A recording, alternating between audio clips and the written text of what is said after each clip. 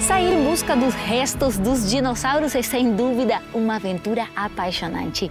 Mas será que realmente podemos ser capazes de encontrar um dinossauro? Parece impossível ou pelo menos muito difícil, mas não é. E até existe uma fórmula que os paleontólogos usam para saber onde encontrá-los. Primeiro, é preciso conhecer a coluna geológica para saber reconhecer as camadas específicas nas quais se encontram as rochas que contêm os fósseis de dinossauros. Estas são a do Triássico, Jurássico e Cretáceo. Depois, você tem que reconhecer as rochas sedimentares. E por último, busque locais onde as camadas dessas rochas estejam naturalmente expostas. Hoje te convidamos a continuar com esta intrigante viagem atrás das pegadas dos dinossauros.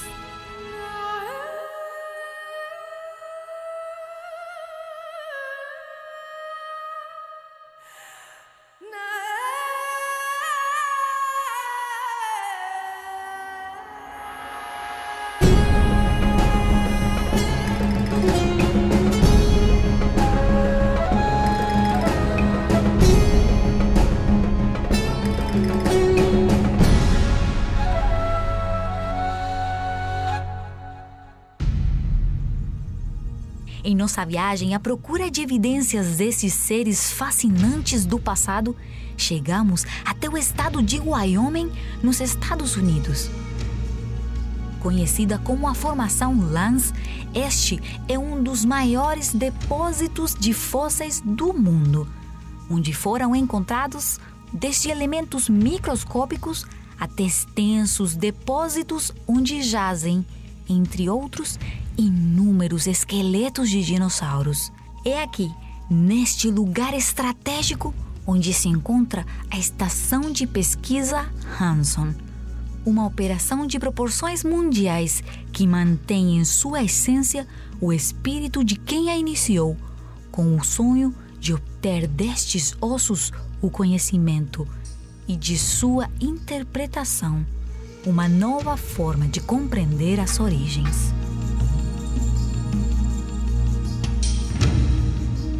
This is the Hanson Ranch. There's about 8,000 acres out here on this ranch. And it was homesteaded back in 1908. So in 2008, they celebrated their 100-year anniversary. My dad was raised here.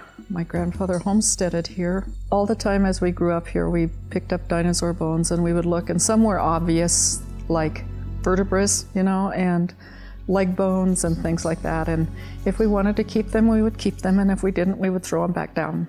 You know, they were just very numerous. When we were out working cows on horseback, we would find these great big vertebrae. And we knew they were not cattle vertebrae, they had to be dinosaur vertebrae. And so we would take them home and put them in our underwear drawers with our other treasures. And people who came out to visit us, that was one of our Sunday afternoon activities, was come up to these ridges and pick up dinosaur bones and give them as gifts to our guests. And so we always knew they were here. Through the years, my dad, a hard-working rancher, had always let people from universities come and walk over the land. They wanted to pick up whatever bones they could find and artifacts and treasures for their school, and he had always allowed that. But it had always been just a one-day walkover, or possibly a few hours another day. But this particular person wanted to set up camp and stay for some weeks. He came back the second year and wanted to stay. In 1995, we had this paleontologist from the University of New Orleans out here, and the gentleman wanted a lease to be able to excavate dinosaur fossils for 100 years. And Brenda and I stepped into the picture along with Brenda's dad. And we really didn't want that to happen because we are Christians and we did not want the bones here on the ranch to depict and tell a story of evolution. The professor from New Orleans and my dad had very divergent viewpoints. And the professor came and stayed several weeks with some students and assistants one year. And some of the local school children came out, and Dad overheard him telling them that the bones were millions and millions of years old. And one day my dad heard him teaching the local, I think it was 4th grade, teaching them evolution using our bones. And my dad is a creationist. We believe that God created the world in 6 literal 24-hour days, just like it says in Genesis. And so he wasn't pleased with that. He told the professor that he wanted to, if he was going to tell him that, tell everybody that, especially school children, that he wanted him to also tell the other theory, the creationist theory. And of course, the professor would not do that. And so we had this disagreement in basic philosophy about why the bones were here. To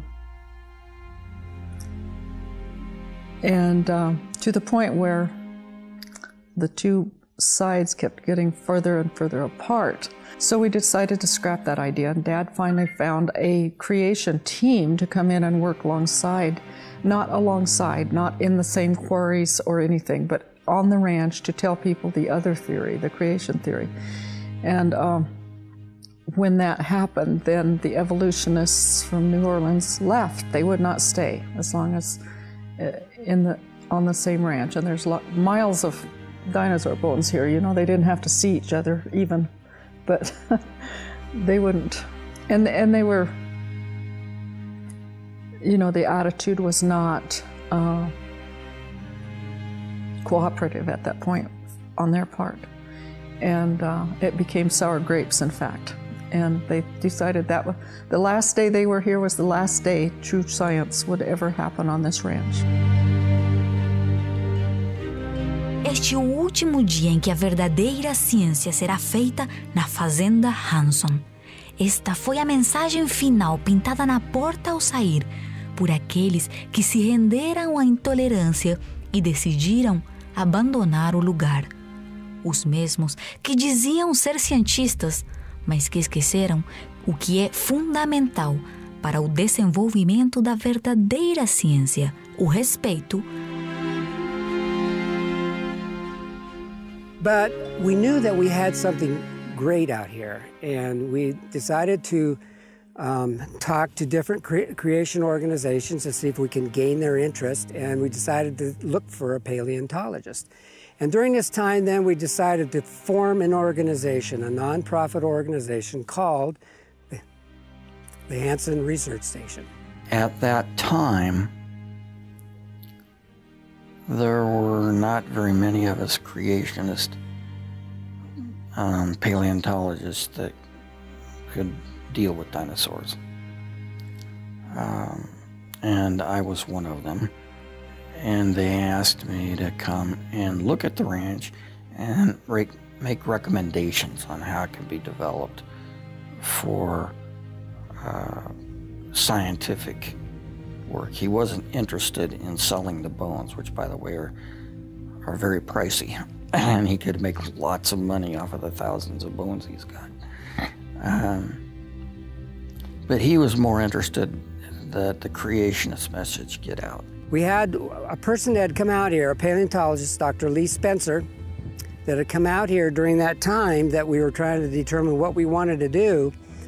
And we also had a couple other gentlemen, Dr. Kurt Weiss from Bryan College at that time, and also Dr. Andrew Snelling, who actually was from Australia. And Dr. Snelling now works in the United States. Anyway, both of those people helped us in the formation of the Hansen Research Station. It took us some quirks and growing pains to work that out, but about 1996, I believe, Dr. Chadwick and Dr. Spencer and Dr. Wise and Dr. Snelling, along with others that I probably am forgetting right now, showed up, and we And they did some headbutting among themselves. And when they got through, what we were hearing was like music to our ears as a family, because we were in search of something we could not say what we needed to hear, but we knew we were hearing it finally. They were not here to prove a point. They were not here to prove creationism or to prove the Bible true, but they were here to find out what actually the sediments and the bones were here to tell us. And so we finally realized that's what we had been waiting to hear. And we were very pleased that they were here to start something that was God-honoring and true science. And they pioneered a lot of practices and procedures here that have been that have made a world-class operation out of this. Desde seus humildes princípios como apenas sonho familiar, a estação de pesquisa Hanson se caracterizou pelo trabalho duro e a investigação sincera. Ao reconhecer nos restos de dinossauros peças de quebra-cabeças que exige trabalho sério para ser compreendido plenamente, o maior legado desta operação resulta em seu compromisso com a pesquisa científica de excelência. Well, shortly after that then, Dr. Lee Spencer was talking to Dr. Art Chadwick, which was doing some research also up in Yellowstone National Park and the Grand Canyon. And so one summer of, I think it was 96, I believe it was 1996, Lee brought him, Dr. Art Chadwick, up here. I went with him and we came out here to look at it. I wasn't really interested in dinosaurs at that time because I was working down in Peru on fossil whales, so I didn't need another project, but I did it because he was my friend, and so we came out here together. And we met the ranch owner, he's a very, very nice person, and he took us in his old pickup truck and drove us out here onto the top of one of these mesas. And I don't know if he did it deliberately or not, but when I tried to get out of the pickup truck and stand on the ground, I couldn't because it was covered with dinosaur bones. I had to walk on dinosaur bones to get out of the truck. And that disturbed me very much because I could see that these bones were being washed away and they would be lost forever to science. So even though I didn't want another project, right at that moment I began to try to formulate a way that I could do something to preserve these data. And at that time he decided to go ahead and submit a research plan. So that plan was submitted and was approved by a research advisory committee, and since 1997, Dr. Chadwick has been coming out here every summer during the month of June. And during the month of June, 1 month out of the year, they excavate approximately 1,000 fossils or more. So presently, after we've been at this for 20 years now, they have in the collection of fossils that have been excavated approximately between 18 and 20,000 fossil bones.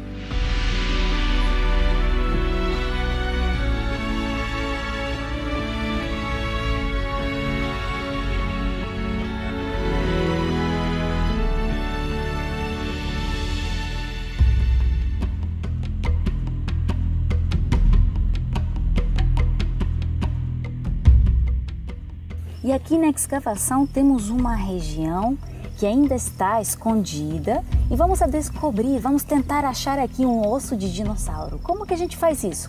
Bom, a Irene vai explicar para nós agora.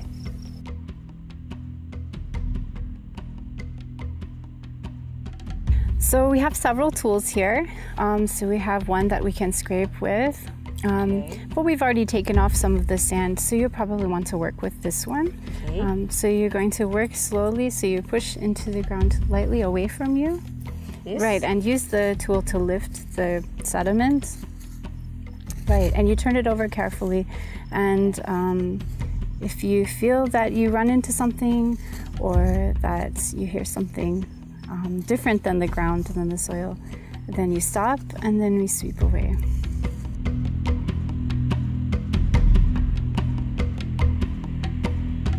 Okay, so after you push some of the sediment up, then you can use that one and you can scoop it into the pan and move it out of the way so you can see the next layer.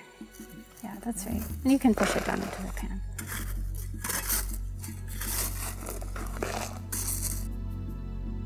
Here's something.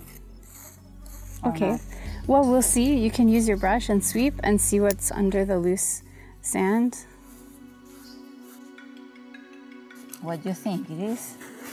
So it's probably just a layer of the mud. So the layers can look different. So you can check it when you think something is there, then you can check it. Yeah, so you can so you can move more and then we'll see if we find anything else. Okay, hold on, stop.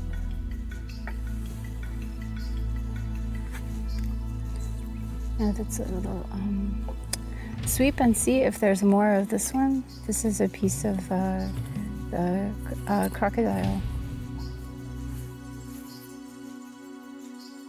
Okay, so you have to go over here. And we put it here so we don't dig the same dirt again. Okay. So you can put it. Nice. Okay, now you can start digging again. Oh. Hope to find something.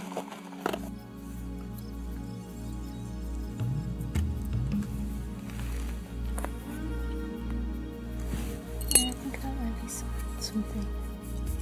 Yeah, so it looks like... Encontramos algo. Yeah, you found a piece.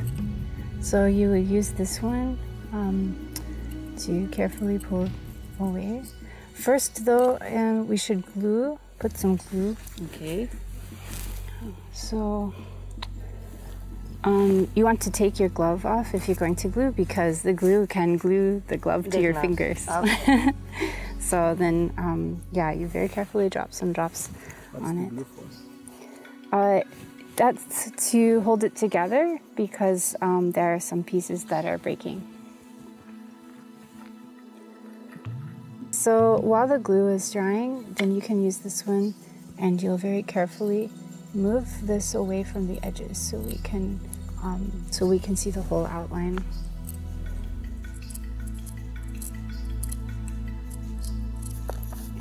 It looks like it might be from a turtle.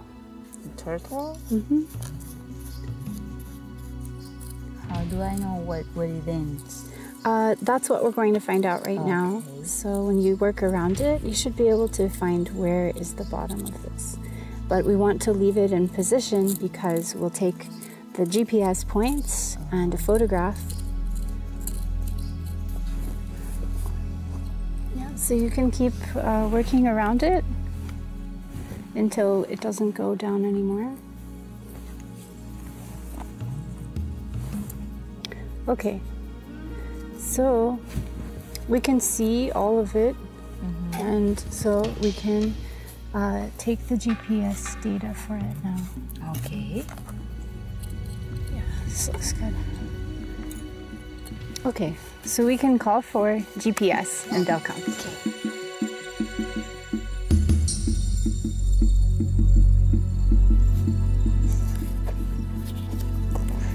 Okay.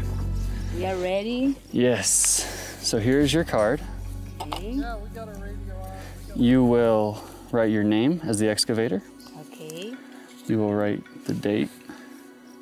And for description, this, we will call it a segment of, or a fragment of frill. And I will get a book. You will write, actually right here, we have it. And you'll come over here. Next page is 19. So you write page 19. And you write field book. Under field book right here, you write Keith Snyder. Then you draw it as best you can. So you get to try to be an artist. Okay.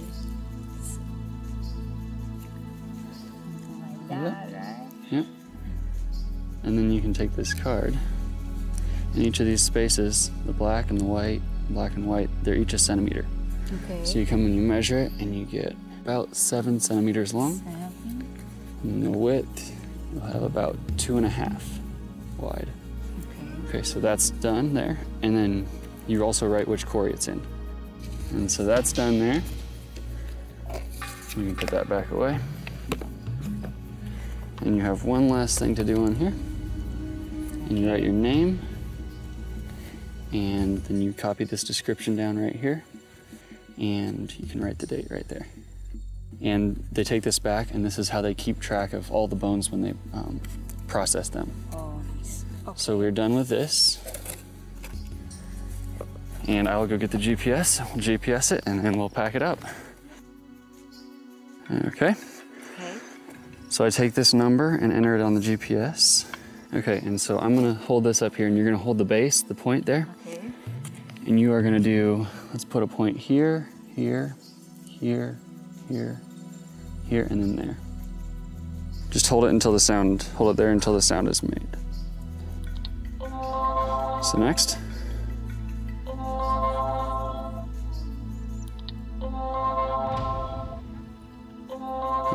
Okay. So then we get to take a picture with this. And this automatically attaches the picture with the GPS points. And so now we're done with that. And we get to start taking it out. So now we package it up for shipment. So right here we have the stickers with each of the numbers. And you have 42. So we'll take this sticker and put it on the surface there. And then we take the other one and we'll put that on the outside of this. So take that, fold the card over it. Just go like this, fold the card in half over it, and then just wrap it up.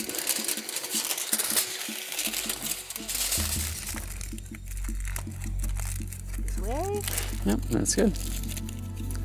Okay, now you get to put the sticker on it. And because sometimes the stickers fall off, use this and copy the number and also write your name. Okay. Ready. Now we will take it back and ship it back to Texas. Remover terra várias horas por dia não parece ser um grande problema para os entusiastas de todas as cidades que se reúnem cada mês de junho para acampar entre as colinas de Wyoming. Açoitados pelos ventos, abrasados pelo sol, nada parece importar diante do prazer do descobrimento, o privilégio de ser o primeiro em ver e tocar o que restou destes animais que viveram há tanto tempo atrás. Each year our goal is to try to learn more about these animals and to preserve more data. So we work where we see bones coming out of the sides of hills and places where it looks like data will be lost, and we focus our attention there and try to learn as much as we can about these animals. Because of this desire to preserve the data, we also implemented some new technologies. And God had given us insights about how we could do things differently and better than the standard methods in paleontology. In those days, we were digging in what is now North Quarry, and had strings laid out. And when you would find a bone, a fossil, you would use the strings. They were on meter grids, and measure it out with plumb bobs to get the elevation and record it all in a notebook. And eating lunch one day, I said, there's got to be a better way to record these positions. And I was aware of GPS-based technology that in a differential mode would get you down within a few tenths centimeters, but hadn't really investigated it further. That winter, before the next season, Dr. Chadwick investigated and discovered that high precision surveying equipment that's GPS based to get it down to within a centimeter or so, which is sufficient for our purposes. And of course, the other thing that's necessary is that you don't want to have to sit there for a minute for it to take a reading. So it turned out that it just fits what we wanted to do perfectly. And it takes the reading in a second or so, and therefore you can take lots of readings around a bone. It's recorded electronically. We can then download that to a computer. And so no more writing things down and therefore making those mistakes. And it's a lot more efficient and faster and just worked beautifully for what we want. Because we've been collecting these bones since the year 2000 with GPS, using GPS information, we have the largest collection of geolocated dinosaur bones in the world. And we would like to share this technology and information with others, but they are reluctant to follow us because we are creationists. So even though we are doing good work and they recognize us for the work we're doing, they don't want to follow our lead in terms of the technology. So, which makes me happy because every year we get 1 year farther ahead of the crowd. So that's one of the things we have done here. The other is after we take the bones back, we catalog the bones, and we have, from the very first, our whole collection has photographs of all the bones included online. And so we have what must be the largest collection of dinosaur bones in the world with pictures of all the bones. So we have done this kind of technology, advanced this kind of technology, because we're not just doing this for ourselves. We're doing it for posterity, for the future. These are data that will still be around long after I'm gone. And we want also to do this to the glory of God. So we want to do the very best. We want to treat the data the very best way we can. Após semanas de escavações, grandes achados e uma inesquecível experiência, os restos de dinossauros cuidadosamente coletados e catalogados pela primeira vez em milhares de anos abandonam os campos de Wyoming. A mais de 17 horas de viagem, lhes espera o laboratório da Universidade Adventista do Sudoeste, em Keene, Texas, onde uma nova etapa começará na intrigante busca pela verdade sobre suas origens.